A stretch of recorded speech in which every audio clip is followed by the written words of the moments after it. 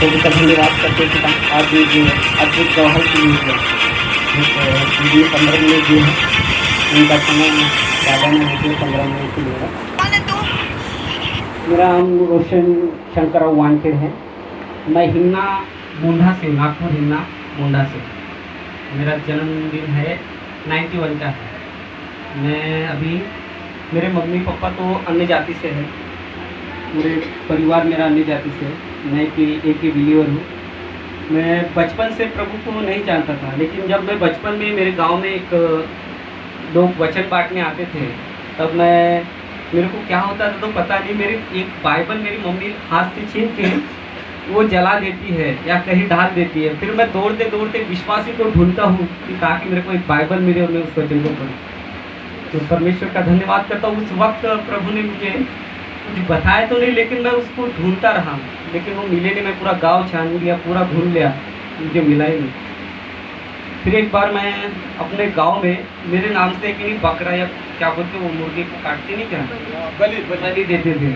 मेरे को लगा, मेरे घर वाले सोचते थे तो मैं इसके द्वारा पैदा हुआ हूँ, उसके द्वारा मेरे को बलि घर पे मुर्गा काटते थे। और एक पत्थर रहता था इतना बड़ा, उसको सिंदूर उंदूर लगा के फिर उसको मुर्गा डाल के फिर मेरे को बोलते थे कि यहाँ पे पैर पर ऐसा वैसा बहुत कुछ करते थे। लेकिन उस समय मेरे को कुछ समझ में नहीं आता था। वैसे वैसे करते करते वो अन्य जाति में बहुत दिन हो गए कि मैं 15 साल का हो गया था, 10वीं में था। तब मैं बहुत बीमार पड़ गया था, तो मुझे लता मंगेशकर हॉस्पिटल, नागपुर में एक लता मंगेशकर हॉस्पिटल में, वहाँ पे मुझे एडमिट कर लिया। बुखार मेरा इतना चढ़ गया था कि मेरे सर में पूरा बुखार घुस गया था कि मेरे को कुछ दिखाई नहीं दे रहा था। मैं अनकॉन्शियस हो गया था, क्योंकि वो यानी वहाँ पे ऐसा सोच रहे कि डॉक्टर बोल रहे थे कि वो मर गया करके। मेरी मम्मी एक मूर्ति के सामने वहाँ पे बहुत गिड़गिड़ा रही थी, मेरे को सब सुनाई दे रहा था, कि देख नहीं सकता था मैं। वहाँ पे बड़े बड़े डॉक्टर आके सब गालियाँ दे रहे थे। लेकिन वो मेरी घर के साइड में एक दीदी है, उससे मैं प्रेम करता था, प्यार करता था। वो विश्वासी थी, तो मैं नहीं जानता था कि वो विश्वासी है करके। मैं तब उसको यानी बात तो करता था, लेकिन सोचता था कि मैं इससे प्यार तो करता हूँ, लेकिन एक विश्वासी है, मेरे को इतना पता नहीं था। एक दिन ऐसा आ गया कि मैं वहाँ पे जो हॉस्पिटल में था, मैं आखिरी सांसें गिन रहा था। मेरे को पता नहीं था, मैं कुछ भगवान का नाम नहीं लिया। मैंने जब आखिरी बार यानी आँख बंद कर ली, फिर परमेश्वर मैं अपने आप को तेरे हाथों में सौंपता हूँ, ऐसे कह के मैंने अपनी आँखें बंद कर ली थी। और सुबह जब मैं पता चला कि मैं उठा, तो मैं अपने माँ बाप को भी नहीं पहचानता था, इतना अनकॉन्शियस हो गया था। तो मैंने सिर्फ परमेश्वर का नाम नहीं लिया था, लेकिन ऊपर देख के सिर्फ प्रार्थना किया था 2 मिनट, 2 सेकंड, 2 या 2 मिनट, 2 या 3 सेकंड की। तो मैंने आपको उसको छोड़ दिया था, लेकिन मेरे को पता नहीं था कि परमेश्वर असली में है कौन। उस वक्त मेरे जीवन में बहुत आश्चर्यक्रम हुआ कि एक ब्रदर ने मेरे को बचाया। डॉक्टर कोई काम के नहीं आए थे, मेरे को सिर्फ बर्फ़ में डाले थे या कुछ कहीं, तो मेरे को नहीं पता कहाँ डाले थे, लेकिन मम्मी बता रही थी कि बर्फ़ के ढल्ले में डाल दिया था करके। तो वहाँ से मैं वो जी उठा पहली बार। वहाँ से मैंने विश्वास नहीं किया था, लेकिन फिर मैं और अंधकार में, क्योंकि घर पे सब मूर्ति पूजा ही चलती थी मेरे घर में। एक बार ऐसा संकट आ गया कि मेरे भाई की, बड़े भाई की शादी थी, और कुछ जादू मंत्र नहीं करते क्या, उसे अक्षत डाल देते थे और उसके पीछे कुछ ना कुछ लग जाता था। वैसे उनके पीछे कि नहीं दुष्ट आत्मा लग गई थी। मेरे भाई भी घूमता था, मेरी बहन भी घूमती थी, मेरी भाभी भी घूमती थी, और करने वाला सिर्फ अकेला था।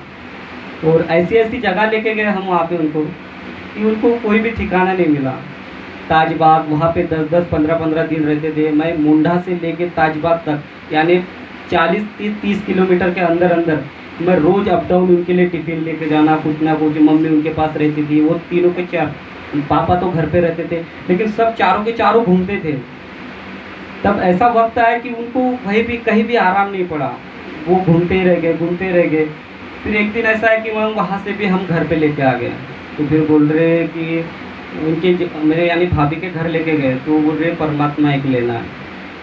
मैं तब मेरे को पता नहीं था कि ये इधर वापस आ गए। मैं उधर था वाकई में, उनके तरफ लाने गया था, टिफ़िन लेके गया था, कि मेरे को पता नहीं कि इधर आ गए करके।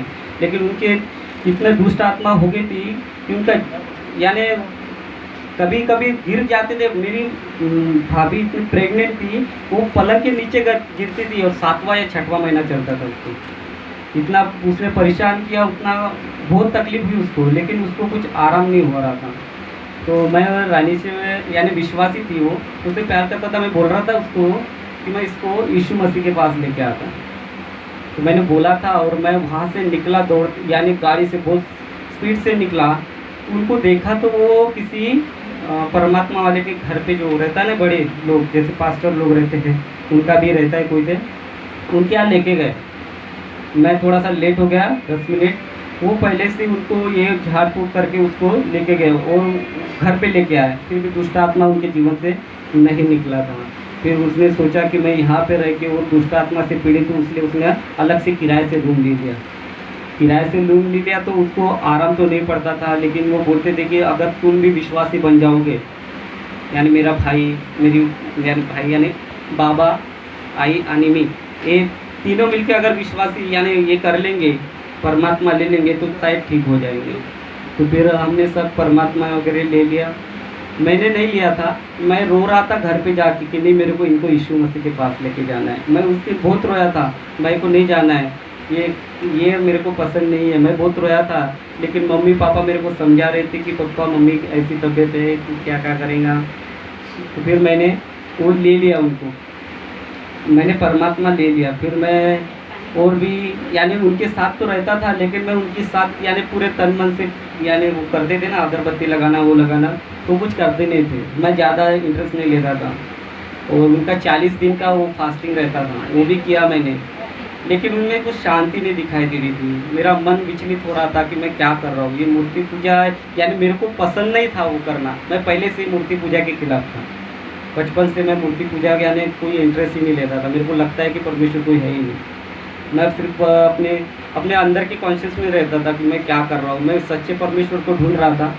लेकिन जब मैंने लव मैरिज की, मेरे भाई की शादी हुई, उसके बाद मेरी बहन की शादी भी हुई, वो ठीक हो गए दोनों तीनों। फिर उसके बाद उनकी शादी हुई, उनके बाद मैंने मेरी यानी जिसकी जो बिलीवर थी उसके साथ शादी कर ली। और हमारी जीवन ऐसा था कि मेरे पास पैसे तो कुछ नहीं थे। मैं मोरारजी में काम करता, मोरारजी टेक्सटाइल में, वहाँ पे काम करता था। तो मेरे को वहाँ से भी निकाल दिया गया। फिर मैं उसकी रानी के साथ शादी तो कर लिया, विश्वासी थी उसके साथ। उसके पास 1-1.5 लाख रुपए थे। हमने इधर उधर घूम घाम के पूरा पैसा यानी 50-60 हज़ार रुपये खर्चा कर लिया। फिर जो बाकी का पैसा था वो उसके मम्मी को रिटर्न कर दिया मैंने। फिर हम तो बिलीवर नहीं थे, लेकिन मैं इसको मारता था बहुत, मेरी वाइफ को, कि वो यानी परमेश्वर के विश्वासी थी, लेकिन मेरे को ऐसा कैसा बोल सकता है, मेरे परिवार के वो विरुद्ध कार्य कर रही है। तो मैं बहुत उसको मारता था, एक रूम में बंद करके रखता था। बहुत तकलीफ सही उसने मेरे लिए। और एक दिन मैं यानी HDFC बैंक में लग गया गार्ड टीचर से। मैं बोला जॉब तो नहीं था, लॉकडाउन के पहले की बात थी, जॉब बहुत कम मिल रहे थे। और कैसा घर के बाहर रहता था और बहुत अंदर रहता था। तो उस समय पैसे वैसे कुछ रहते थे नहीं, खाली जेब लेके घूमता था। लेकिन उस दिन ऐसी बात होगी मेरे से कि मैं बोल रहा था कि मेरे पास तो कर्जे तो बहुत हो गए, मेरे पास पैसे वैसे कुछ रहते नहीं, 10,000 15,000 यानी 10,000 भी बहुत हो गए मेरे लिए। उस समय की बात है, 10,000 भी रहते थे, उससे 4,000 रुपये किराया रहता है और खाना, घर का खर्चा, ये सब रहता था। और मैं क्या करता था, रानी को बोल रहा था कि मैं चर्च में नहीं आता, क्योंकि वहाँ पे मेरे को बैठने की जगह नहीं मिलेगी। परमेश्वर ने मुझे ऐसा छुआ वहाँ पे कि मैं वहाँ पे जाने के लिए सोच ही नहीं रहा था। वो बोल रही थी कि मेरे साथ चलो, लेकिन मैं बोलता वो वहाँ पे आके क्या करूँ, मेरे को यहाँ पे क्या मिलेगा, कुछ नहीं मिलेगा, मेरे को जैसा है वैसा ही ठीक है। मैं फिर एक दिन ऐसा आया कि मेरे पास बहुत कर्जा हो गया मेरे ऊपर, मेरे पास कर्जा हो गया, लेकिन वो फेडने के लिए मेरे पास हिम्मत ही नहीं थी। मैं इसका पैसा कहाँ से दूँ। मैंने वो कैमरा लिया था फ़ोटो का, वो 80,000 अच्छा 85,000 का कैमरा लिया था, वो इंस्टॉलमेंट पे, होम क्रेडिट में। तो उसका मैंने 75,000 डाउन पेमेंट किया था और बाकी का बैलेंस रखा था 70 या 75। तो मैंने वो कर्जा तो ले लिया, लेकिन होम क्रेडिट वाले घर पे आते थे, बहुत परेशानी होती थी घर पे। फिर मैं बोला इतना पैसा कहाँ से लाऊं, उनका जो क्रेडिट है वो बढ़ता ही जा रहा है, बढ़ता ही जा रहा है। उनका 1 लाख के ऊपर 1,12,000 रुपये हुआ है। तो मैं बोल रहा था इनका करे क्या। मैं तो बोला जी मैं तो कुछ नहीं कर सकता, मैं हार गया था पूरी तरह से। मैं बोला ये चर्च में आने चाहती है, तो मैं बोला अगर मेरे को सीट नहीं मिलेंगी बैठने के लिए तो मैं वहाँ पे नहीं बैठूंगा, मैं घर पे आ जाऊँगा। तो मैं वहाँ पे गया, एक दिन गया संडे के लिए, पास्टर जी से मिला, अच्छा है जी से। मैं फिर दूसरे संडे भी गया, तब से फिर 2-4 संडे में गया, मैं तो बहुत कुछ महसूस हुआ। उनको लगा ये चर्च में तो जाना अच्छा लग रहा है, लेकिन मेरे को अंदर से ऐसा फील हो रहा था कि मैं कुछ गलत तो नहीं कर रहा। मैं वहाँ पे जाता था लेकिन मेरे को समझ में कुछ नहीं आ रहा था। मैं सिर्फ बाइबल पढ़ता था। उसको 1 या 1.5 महीने में मैंने बड़ी वाली बाइबल मंग ली। मैंने बाइबल मंग ली, फिर उसको पढ़ना चालू कर दिया। मैंने बाइबल पढ़ना चालू कर दिया। मैं जहाँ पे गार्ड पे ड्यूटी कर रहा था SDFC में, वहाँ पे मैं रात में नाइट करता था ना, बाइबल पकड़ के प्रार्थना भी रात भर करता था। मैं सोता नहीं था ज़्यादा, 2 घंटे या 1 घंटा सोता था, लेकिन मैं बाइबल बहुत ज़्यादा पढ़ता था वहाँ पे, लेकिन समझ में कुछ भी नहीं आता था। तो ऐसे करते करते हम क्या गए, पैसे में ऐसे डूब गए कि वहाँ पे हमसे निकलना बहुत मुश्किल हो गया। तो रानी बोल रही थी अब हम प्रार्थना करेंगे, होल नाइट करेंगे। वो बोला ठीक है। होल नाइट करते थे हम, रानी और हम दोनों मिलकर। उस समय होल नाइट करते थे, लेकिन परमेश्वर की योजना कुछ थी, हमको कुछ समझ में नहीं आ रहा था। मेरे पास कर्जे तो इतना थे, लेकिन घर पे कोई नहीं आता था पैसे के लिए, तो मेरे को ये पैसा चाहिए वो चाहिए। मैं तो किराए से रहता था, किराया भी देना पड़ता 10,000 से, तो खाना घर का और घर के किराए, यानी टोटल मेरे को 7,500 रुपये तो ऐसे ही लग जाते थे। और 4,500 रुपये महीना भरना था मेरे को। मेरा पेमेंट 10,000 था। मैं बोल रहा था अभी इतने सारे पैसे तो मैं कहाँ से लाऊं इनको लिए। तो प्रार्थना करता था दिन रात, इसे प्रार्थना करता था। रानी बोल रही थी कि प्रार्थना कर प्रार्थना कर, लेकिन प्रार्थना सुनते नहीं थे। मैं बोला मेरे साथ ऐसा क्यों हो रहा है, मेरी कुछ गलती तो नहीं हुई है। तब मैंने सोचा कि मैं इस चर्च को छोड़ देता हूँ, लेकिन परमेश्वर ने मुझे नहीं छोड़ा था। भले ही मैंने चर्च को छोड़ दिया था, 1 या 2 संडे नहीं गया था, मैं सिर्फ प्रार्थना कर रहा था घर पे। फिर रात को होल नाइट में एक दिन बैठा तो मेरी डील लग गई। डील यानी मैं प्रॉपर्टी का काम करता हूँ, वहाँ से मेरे को 40 या 50 हज़ार रुपये मिले थे। 1 या 1.5 लाख का, 1,20,000 का मेरे को ये लग गया, यानी डील हो गई थी मेरी वाली। वहाँ से मेरे को पैसे मिले। फिर मैंने वहाँ से पैसे निकाल के लोगों को बांटना चालू कर दिया। जितने भी पैसे थे वो सबको बांट के सब कर्जा ख़त्म हो गया था। यानी फिर भी मेरे पास अभी भी उसके पैसे हैं, लेकिन अभी कभी फ़ोन नहीं करते वो कभी। तो एक बार मेरे जीवन में ऐसी सिचुएशन नहीं आई कि पहला बच्चा था, जब दूसरा था, रानी की इतनी तबीयत खराब हो गई थी कि वो हॉस्पिटल में एडमिट थी, मेगा हॉस्पिटल में। उसकी ब्लड 3 या 5 या 4 के बीच में था। उसका ब्लड इतना कम था कि उसको ब्लड की बहुत ज़रूरत थी। उस समय मेरे पास पैसे कुछ भी नहीं थे, मेरे को ब्लड की सब ज़रूरत थी। मैं क्या करूँ इधर उधर घूमता था। मैंने एक चर्च के ब्रदर है दुबई करके, उनको कॉल किया था। मैं बोला कोई ज़रूरत रही तो मेरे को कॉल करना बोले। तो उनको बोला मेरे को 10,000 रुपये चाहिए। मैं बोला वो कहाँ से लाएंगे, वकील है वो, उनके पास पैसे नहीं होंगे। फिर भी मैंने बोला क्योंकि मेरे को ज़रूरत थी। इससे एक पैसा भी नहीं लिया प्रभु ने। कि मेरे जीवन में ऐसा हुआ कि उस समय बिना पैसे की डिलीवरी हुई मेरी वाइफ की, यानी पैसे कुछ भी नहीं लगा। और जो भी पैसे दिए वो सिर्फ दोस्त और भाइयों ने दिए। मेरे वाले पैसे मेरे पास थे भी नहीं। जो भी आता था वो ऑर्डर के इधर उधर के पैसे, वक्त पे जो वक्त पे मुझे पैसे की ज़रूरत थी वो सब वक्त प्रभु मुझे देता था। हालेलुया। और उस शाम एक डिलीवरी होने के बाद उसके जब ब्लड चढ़ाया गया, ब्लड चढ़ाने के बाद उसको दूसरी या पहली बॉटल में बुखार इतना तेज हो गया, उसके सर पे पूरा बुखार, यानी पूरा गर्म हो गई वो। उसको 104 या 104.5 या कुछ तो भी तो ज़्यादा ही था उसको बुखार। और वो जो नर्स थी ना, उसने सलाइन 10 या 12 मिनट में ख़त्म कर दी, इतनी फास्ट चलाई थी। उसका बुखार इतना बढ़ गया, मैं डर गया। उसके रात में उसको क्या किया उसे पता नहीं, वो आईसीयू में एडमिट थी और बच्चा इधर था, छोटा बच्चा तो 1 दिन का भी नहीं था, और वहाँ पे मम्मी थी, मम्मी के पास बच्चा था और इधर रानी थी और मैं अकेला बाहर था। दोनों का ख्याल रखने के लिए और कोई नहीं था। और मेरे मम्मी पापा तो मेरे लव मैरिज है, वो तो मेरे विरोध में थे, मेरे विरोध में थे। वो यानी कुछ देखने के लिए भी मेरा भाई दूर से देखा और चला गया, वैसे मेरे साथ नहीं था इस दिन के।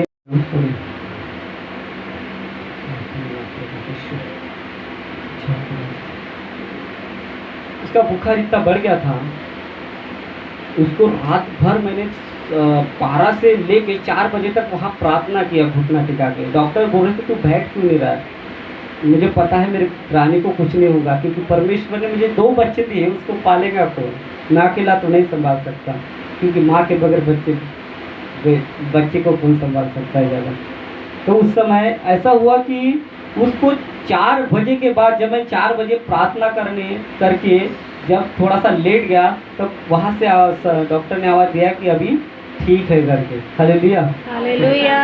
जब प्रभु ने उसे छुआ, इतना ज़बरदस्त लगा कि मैं वहाँ पे लोगों को सुख समाचार सुनाने लगा। आमीन, हालेलुया, प्रेज़ द लॉर्ड। वहाँ पे एक लड़के को ऐसा सुख समाचार, जहाँ पे उसकी मम्मी एडमिट थी, उनको सुख समाचार, वो आखिरी तक थी, आखिरी सांस में थी, यानी 2 दिन के बाद वो डेथ होने वाली थी। ऐसे सुख समाचार मैंने उनको सुनाया।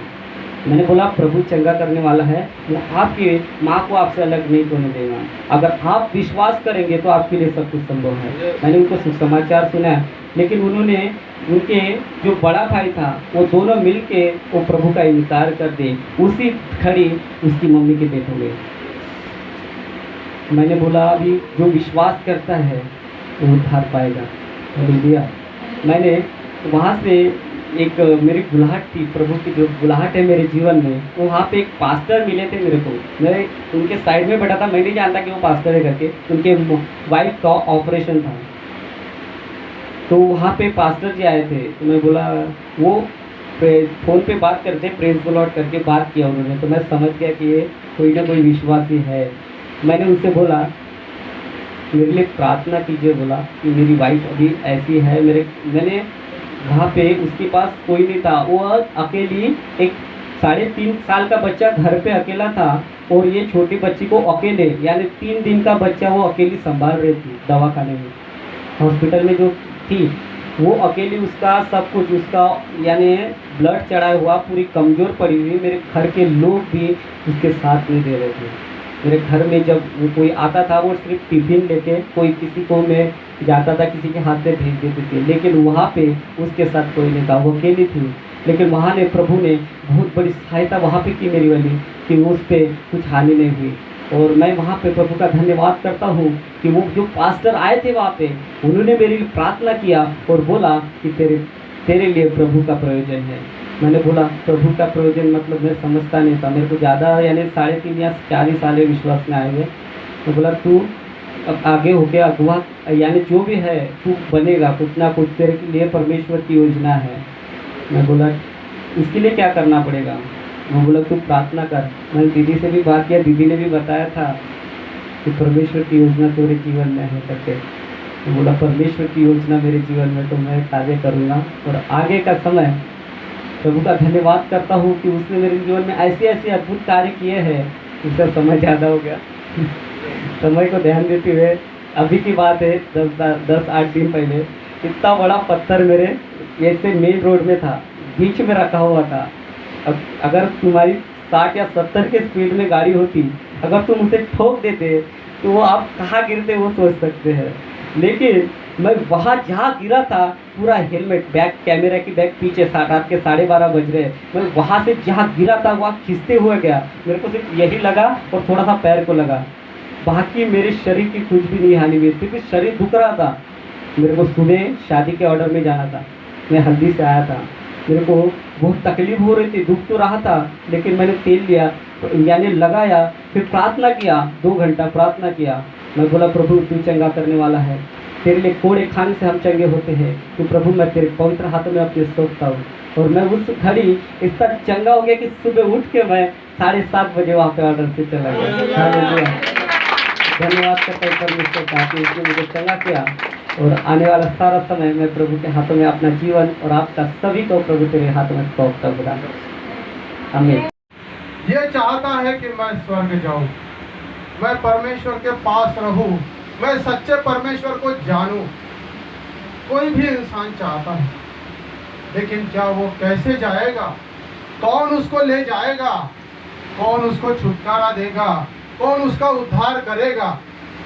ये नहीं चाहता। लेकिन आप धन्य हैं आप लोग जो आपने यीशु मसीह पर विश्वास किया, और यीशु मसीह आपको फुल गारंटी देता है, 1,00,000% गारंटी देता है कि यदि आप उसके वचनों पर और उसके विचारों के अनुसार, उसके वचन के अनुसार आप चलते हैं, उसके विश्वास में चलते हैं, तो आप निश्चित स्वर्ग में जाओगे। ये 100% गारंटी मैं देता हूँ, क्योंकि मैं खुद की गारंटी देता हूँ कि यदि मेरी आत्मा इस समय यहाँ से निकल गई तो निश्चित वो स्वर्ग ही जाएगी, क्योंकि हमारे साथ स्वर्गदूत रहते हैं जो हमें क्या करते हैं?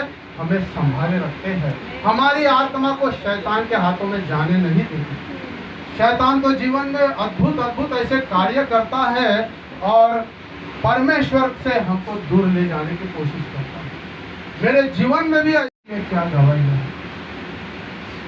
ऐसी अद्भुत गवाही कि जो इंसान चाहता है कि मेरे जीवन में भी गवाही। आप यहाँ दुखी है, परेशानी है, इस संसार के अंदर दुख के सिवा कुछ नहीं।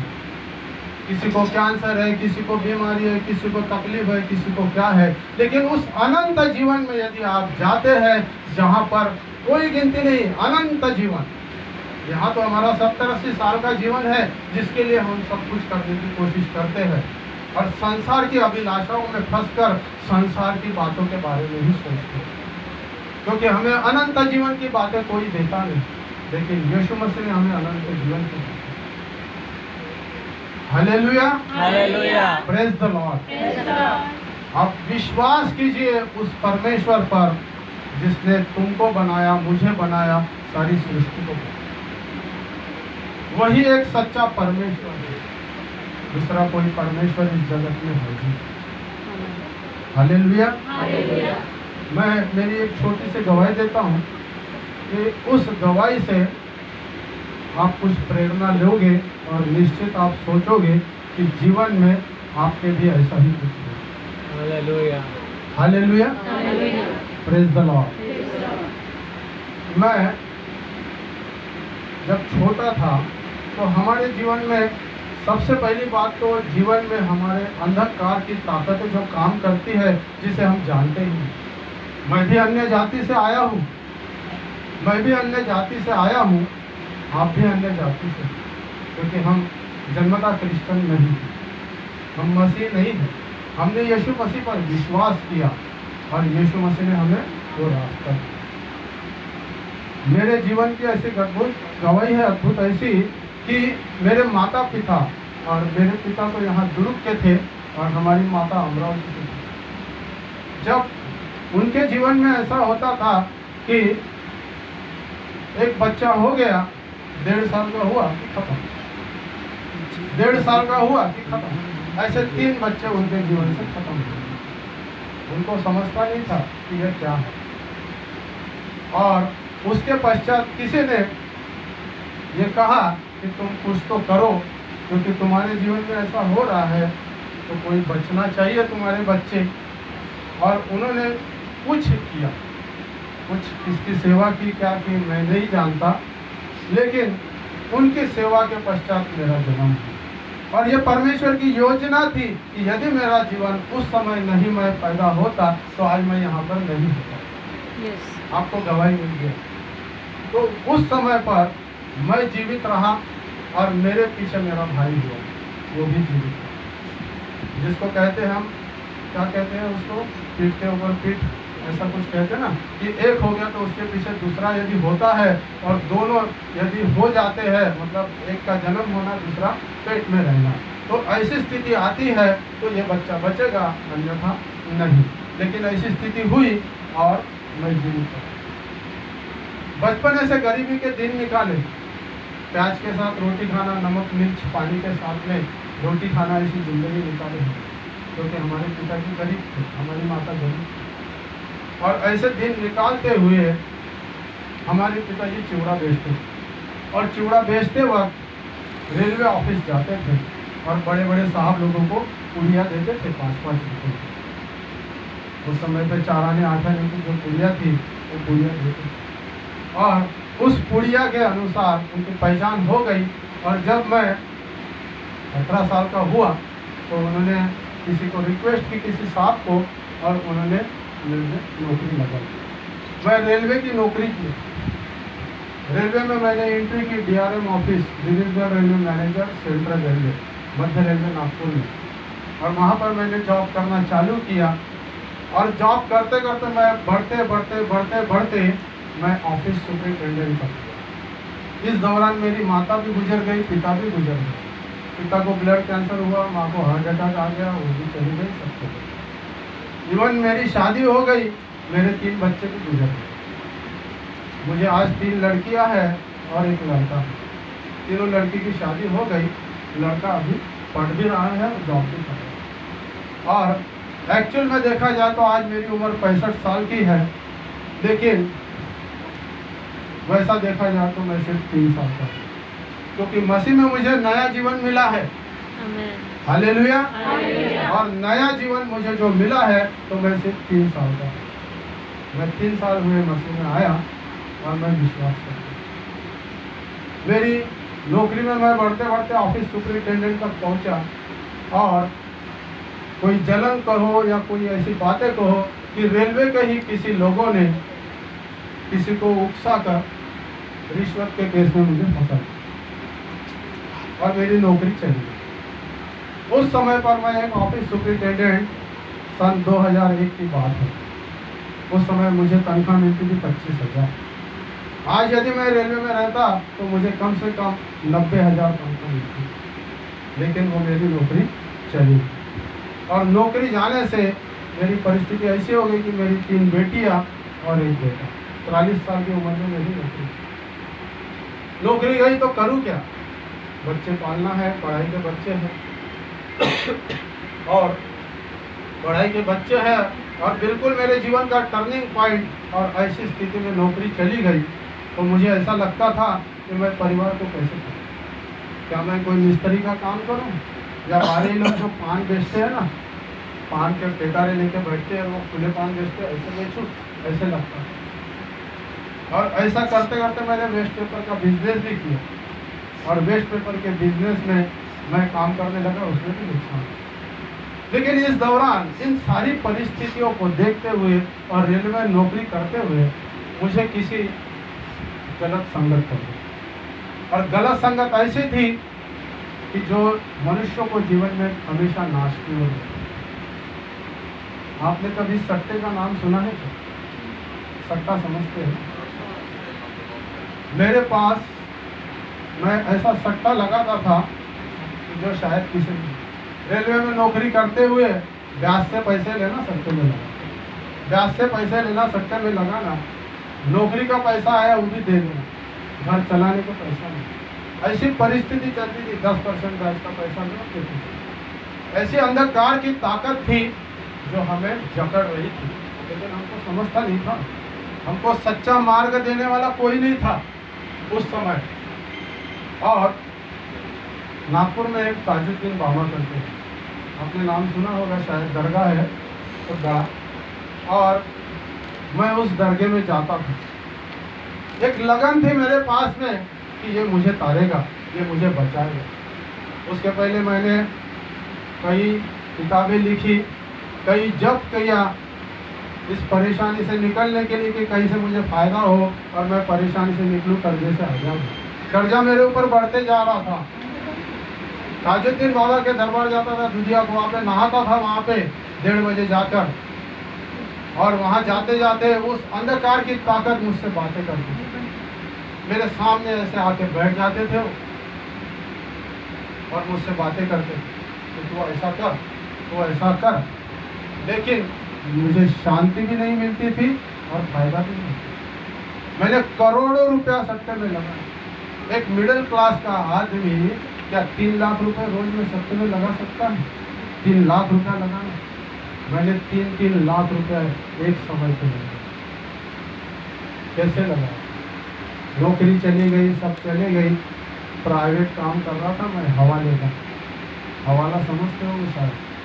हवाला बोले तो एक ऐसा काम होता है कि जो बड़े पैसे का काम है, 25 लाख 50 लाख ऐसे लाख इधर उधर देना, दिल्ली देना, बॉम्बे देना। मालक ने मेरे सामने पैसे की तिजोरी रख दी कि ये बिजनेस का, मैंने उसको करोड़ों रुपए कमा के भी दिए और उसी पैसे में से मैं सट्टा भी लगा था। मैंने 50 लाख रुपए खर्चा कर दिए उसके सट्टे में गवा दिए। जब उसको मालूम पड़ा कि मेरी तिजोरी का पैसा कम हो गया तो मुझे पूछने लगा ये कहाँ गया। मैं उसको जवाब नहीं देता और मैं वहाँ से नौकरी छोड़, और वो नंबर 2 का काम होने से उसने मुझ पर कोई एक्शन नहीं लिया। लेकिन मैंने तो कर्जबाजा भी हो गया। रेलवे में रहते हुए भी मैंने कर्जा किया, उसके बाहर आकर भी मैंने कर्जा ही किया। दरबार जाता था तो वो अंधकार की शक्ति मेरे सामने बातें करती थी। जब मैं नहाता था तो ऐसा दरबार के दरवाजे के सामने खड़ा रहता था कि कब ये खुलता है और मैं अंदर जाता हूँ और अपना सर इस मजार पे पटकता हूँ। और जब मैं अंदर जाता था और मजार पे सर पटकता था, ऐसा मैंने कई दिन किया। और जब कई दिन करने के पश्चात एक ट्यूबलाइट है ना, एक ट्यूबलाइट के जैसे चमकते हुए आंकड़े मेरे सामने आते थे और मुझे दिखते थे और मैं उसको लगाता था, कुछ आते थे कुछ नहीं आते थे, क्योंकि वहाँ सच्चाई नहीं थी इसलिए ऐसा नहीं होता। लेकिन मैं नहीं जानता था कि ये मुझे छुड़ा सकता है, मैं उसी के पीछे भाग रहा था। मित्रों, आज दुनिया भी ऐसी भाग रही है, अंधकार की ताकत के पीछे भाग रही कि कौन हमें छुड़ाएगा, कौन हमें बचाएगा। लेकिन मुझे वहाँ से आज़ादी नहीं मिली। लाखों रुपया मेरा चले गया, करोड़ों रुपया चले गया। दूसरी जगह फिर मैंने उसने देखा कि भैया इस आदमी ने इस व्यक्ति को करोड़पति बना दिया तो मुझे भी बनाएगा, और उसने मुझे प्रॉमिस दिया कि तू फिर सट्टा नहीं लगाएगा, तू ऐसा नहीं करेगा। और उसने फिर मेरे सामने 50 लाख रुपए ला के रखा और कहा कि तू मेरे लिए बिजनेस कर। मैंने उसके लिए बिजनेस करना चालू किया। शुरुआत में 1 साल तो मैंने 1 रुपया भी खर्चा नहीं किया, बहुत ईमानदारी से काम किया, बहुत ईमानदारी से काम किया और उसको कमा के देने लगा। महीने के 5 लाख 7 लाख रुपए महीने के कमा के देने। लेकिन उस व्यक्ति के अंदर बेईमानी आ गई। उसने जो मुझे परसेंटेज ठहराया था कि मैं 40% तुझे दूंगा कमाई का, उसने देने से मना कर दिया और मुझे मेरे हाथ में सिर्फ 20,000 और 25,000 देने लग गए। और जो कि मेरे साथ में एक व्यक्ति था, मैं उसको भी पेट नहीं पाल सकता था, मेरा भी नहीं पाल सकता। लेकिन फिर वही आदत जो थी पुरानी वही चालू हो गई। तिजोरी हाथ में, चाबी अपने हाथ में, करोड़ों रुपया पड़ा है अलमारी के, खोलो और निकालो। और उसके लिए, उस सट्टे के नंबर के लिए मैं कहाँ कहाँ तक, मुझे कजरी का मंत्र आता है, मुझे सारे मंत्र आते हैं, मैं अंतर तंत्र मंत्र सब जानता हूँ। सब ऐसे मंत्र मेरे पास है कि मैं कब्रिस्तान में जाके आराधना करता हूँ, जंगल में जाके 72 घंटे पानी नहीं पीना, 8-8 दिन खाना नहीं खाना, सांप और बिच्छू का डर नहीं कोई। राम के नाम की किताबें तो ऐसी लिखा मैंने जब करते हुए कि ये फायदा ये इतनी बड़ी भूखे भर गई कि मुझे छुड़ाएगा, लेकिन वहां से भी मुझे कोई रास्ता नहीं दिया। लेकिन एक व्यक्ति उस दौरान मेरे पास आया, वो अर्ध अविश्वासी, आधा विश्वासी और आधा अविश्वासी। वो मुझे एक पास्टर के पास लेके गया, क्योंकि जिस व्यक्ति से मैं काम कर रहा था उसका मैंने पैसा खर्चा कर दिया और मैं अंदर ही अंदर घुटने लग जाता कि अब मैंने एक का तो किया, अब इसका कैसे फेल। तो वो व्यक्ति ने मुझे लेके गया और कहा कि तेरे को ये समस्या से आराम मिल सकता। मैं वहाँ गया, लेकिन वहाँ से मुझे परमेश्वर का सच्चा समाचार नहीं मिला। मैं ये भी नहीं जानता था कि जीवित परमेश्वर कौन है, क्योंकि जीवित परमेश्वर के बारे में नहीं। परमेश्वर की आराधना हो रही, चंगाई हो रही, सब हो रहा है, लेकिन वचन नहीं, तो आदमी हम पढ़ नहीं सकते। वहाँ पर मैंने 2 साल गया और छोड़ दिया। क्योंकि जो मुझे लेकर गया था वो मूर्ति पूजा भी करता था और ये सब बातें करता था। इन सब बातों के कारण मैं उसके साथ घूमता था। फिर जा रहे मूर्ति पूजा, बजरंगबली के पास बैठ रहे, पद्मासन लगा के ध्यान कर रहे और वहां से आंकड़े टपक रहे। उसके पेट पे देखो तो आंकड़े दिख रहे, गणपति के पास जाओ तो वहां आंकड़े दिख रहे। और मैं बता रहा हूँ उसको कि ये दिख रहा है, ये लगा, ये दिख रहा है, ये लगा। वो लगा रहा है, मैं लगा रहा हूँ। फायदा हो रहा है, नुकसान हो रहा है? फायदा हो रहा है। 10 रुपए मिल रहे, 50 रुपए जा रहे, 10 रुपए मिल रहे, 50 रुपए जा रहे। ऐसा करते करते करोड़ों रुपए की स्थिति ऐसी हो गई कि अब जिंदा रहते कोई फायदा नहीं, क्योंकि शैतान की ताकत, अंधकार की ताकत ऐसी पकड़े जा रही थी, जकड़े जा रही थी। और ऐसी स्थिति में परिस्थिति, इधर नौकरी की केस चल रही, सेशन कोर्ट हार गया, 1.5 साल की सजा हो गई। 2003 में केस हार गया, 1.5 साल की सजा। हाई कोर्ट में अपील किया, हाई कोर्ट में अपील किया, वो केस पेंडिंग पड़ी रही। और इस दौरान मैं ये काम करते रहा और करोड़ों से बर्बाद भी हो गया। दूसरों का पैसा खर्चा कर दिया, घर का सोना गया, खुद का मकान था वो भी गया, सब कुछ मेरा तबाह हो गया। लेकिन मुझे शांति भी नहीं मिली और आराम नहीं मिला। परिस्थिति ऐसी हो गई कि उसी व्यक्ति ने मुझे दूसरे पास्टर के पास भेजा। दूसरे पास्टर ने कहा कि तुम 32वां लो तो तुम केस जीत जाओगे हाई कोर्ट में। जब केस लगने वाली थी 2018 में, मैंने कहा ठीक है भाई 32वां लेता हूँ, और 32वां लिया। फिर 32वां लेने के बाद में यदि तुम्हारी आंटी भी लेती है तो तुम दोनों मिलकर प्रार्थना करो, तुम केस जीत जाओगे। वहां भी सही समाचार कहाँ मिला? सत्य नहीं मिला ना, मैं भटकते ही रहा।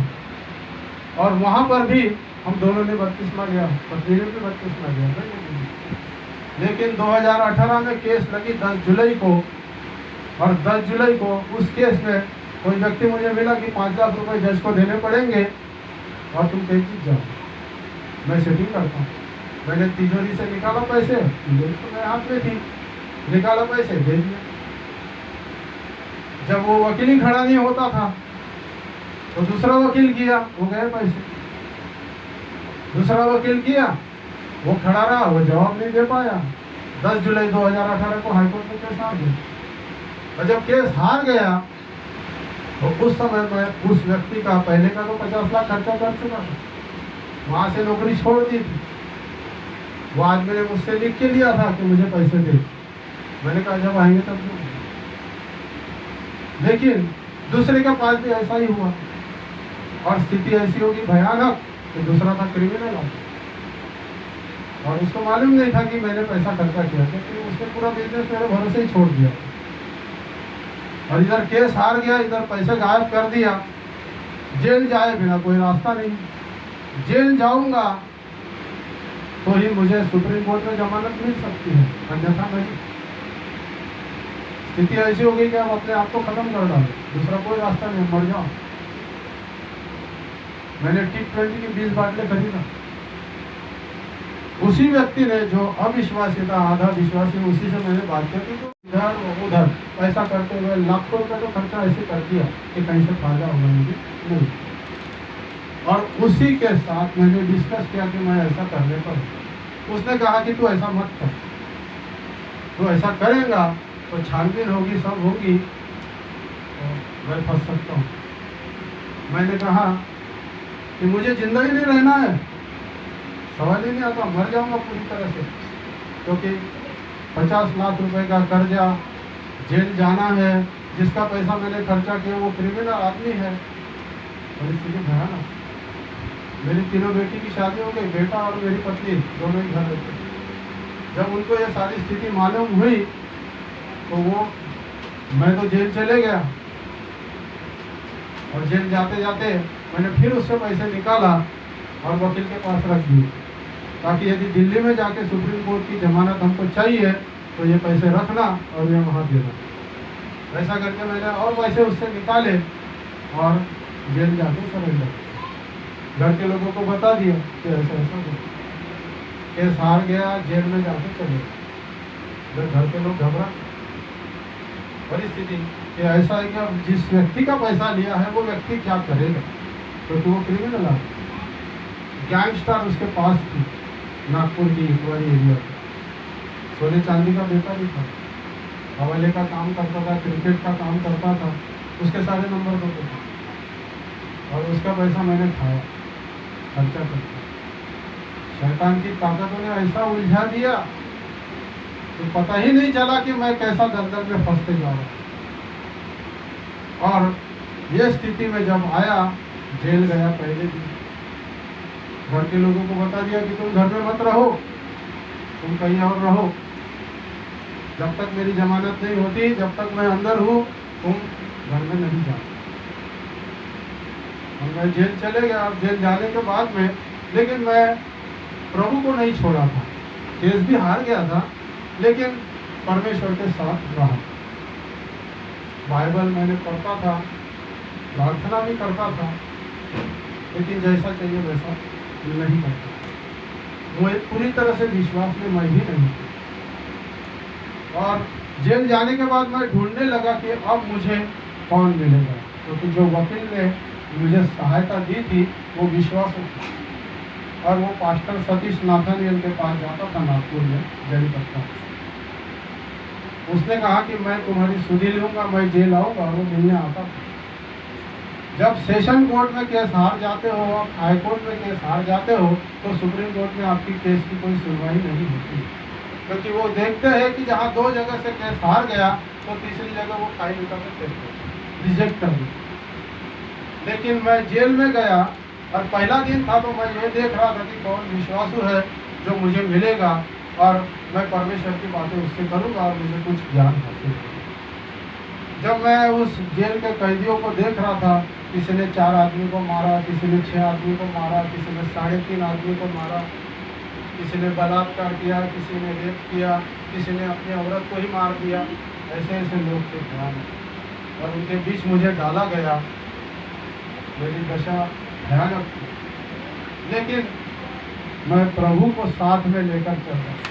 और एक व्यक्ति ऐसा था कि जिसके हाथ में नीली बाइबल की एक छोटी किताब थी, और उस किताब को देख के मुझे ऐसी कोई हिम्मत आई कि कोई तो है जो मुझे रास्ता बताएगा। और मैं उसके पास गया, तो भाई साहब क्या आप विश्वासु हो? उसको मालूम नहीं था विश्वासियों में क्या होता है, उसको मालूम नहीं। उसने कहने लगा हाँ हाँ। मैंने कहा ठीक है भाई, तुम्हारा ये किताब आप मुझे दोगे पढ़ने के लिए? हाँ दूंगा। मैंने बोला आपको किसने दी है? तो बोले यहाँ पर एक पास्टर है जो जेल में है, सजा काट रहे। तो बोले वो आपको किताब देंगे, मैं आपको मिलवा दूँगा। मैं उस रात जेल के अंदर, पहला दिन था लेकिन मैं सोया नहीं।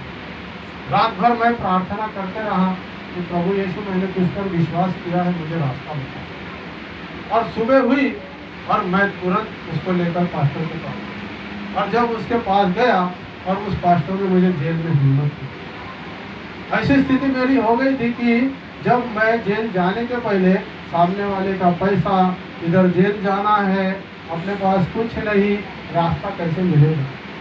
लेकिन जैसे कि हम बाइबल में देखते हैं कि इज़राइल की जो सेना थी, इज़राइल लोग थे, जब इज़राइल लोगों को मूसा ने वहाँ से छुड़ाया था मिस्र से, तब वो लेकर चल रहा था। निर्गमन की किताब में हम देखते हैं, तब वो चल रहा था, तब सामने लाल समुंदर आ गया और उनको सामने जाने के लिए कोई रास्ता नहीं था। और इज़राइली लोग, जिसमें कुछ सामरी भी थे, वो कहने लगे कि तूने हमको तो यहाँ आके मरवा दिया, इससे तो हम वहीं रहते तो अच्छा था। तब मूसा ने परमेश्वर से बातें की, क्योंकि पीछे फिरौन की सेना थी, सामने लाल समुंदर था, कोई रास्ता नहीं था। तब परमेश्वर ने निर्गमन 14:14 के अनुसार कहा है कि मैं अब तुम्हारे लिए रास्ता खोलूंगा, मैं तुम्हारे लिए लड़ूंगा, और उस समय पर तुम चुपचाप रहो, अब मेरे काम देखो। परमेश्वर ने जब ये कहा, तब मूसा ने उस लाल समुंदर के 2 भाग लाठी के द्वारा लाठी सामने रखी और परमेश्वर ने उसके 2 हाथ पकड़े और वहाँ से रास्ता मिला। उसी तरह से मुझे जेल से रास्ता मिला। Praise the Lord. जब मैं जेल गया वहाँ पर मुझे पास्टर मिला। ये परमेश्वर की योजना थी कि परमेश्वर ने मेरे जीवन में वो काम किया और वहाँ पर पास्टर मिला और वहाँ से मैं प्रार्थना में बढ़ते गया, घुटनों पे आकर मैं प्रार्थना करते रहा और घर के परिवार के लोग मिलने आते थे तो उनको भी कहता था कि आप भी प्रार्थना करो, आप भी विश्वास करो और परमेश्वर हमको यहाँ से छुड़ाए। और बात ऐसी हुई कि जब सुप्रीम कोर्ट में जब वो केस लगने वाली थी तब जज ने वो फाइल को देखा और फेंक देना चाहिए, लेकिन परमेश्वर की महिमा वहाँ होने वाली थी और जज ने देखा कि इस केस में कुछ तो है और उसने तुरंत क्या कर दिया, मेरी बेल सैंक्शन कर दी, मुझे जमानत दे दिए। हालेलुया। परमेश्वर ने उस चमत्कार से और मैं जेल से बाहर आने के पश्चात 1 महीना मैं भी घर नहीं गया क्योंकि मेरे मन में डर था। जो व्यक्ति आता था जिसके पैसे मैंने खर्चा किया था वो व्यक्ति घर के लोगों को जब भी मुलाकात होती तो कहता था ऐसा ऐसा लेता था वो, और चाकू कैसा लेता, ऐसा करता था तो मैं काट डालूंगा, मार डालूंगा, मेरे पैसे मुझे चाहिए। जिस स्थिति से घर के लोग घबरा गए, मुझे बता देना, मैं भी घबरा गया, मैं भी घबरा गया, जब करूँ तो क्या। 1 महीना मैं भी बाहर रहा, वो भी बाहर रहा। उस दौरान हमारे एडवोकेट मनीष दुबे जो है जिसको विश्वासु है और वो मुझे मिले और उन्होंने कहा कि तुम जेल से बाहर आ गए हो तो तुम जो पहले पास्टर के पास जाते थे वहीं जाओ। मैंने कहा वहाँ से मुझे कोई रास्ता ही नहीं मिला भाई, मैं वहाँ जाऊँ तो फिर बोले आप पास्टर सतीश नाथन जी। और दूसरे दिन शनिवार था, मैं उनके पास गया, पास्टर सतीश नाथन जी। बदन तो थर थर काँप रहा था ना, पैसा ही है, जान की डर किसी को नहीं रहेगा। तो गया उनके पास, वो कहने लगे कि कहो क्या बात है। मैंने कहा मेरी समस्या बहुत बड़ी है और मैं अकेले में बात करना चाहता हूँ। उन्होंने कहा कि चर्च का जो सेशन है वो ख़त्म होने दीजिए, टीचिंग क्लास, उसके बाद में मैं आपसे बात करूँ। और जब मैं उन्होंने उनको बताया कि मेरी ये स्थिति है तो वो कहने लगे कि कोई घबराने की जरूरत नहीं है,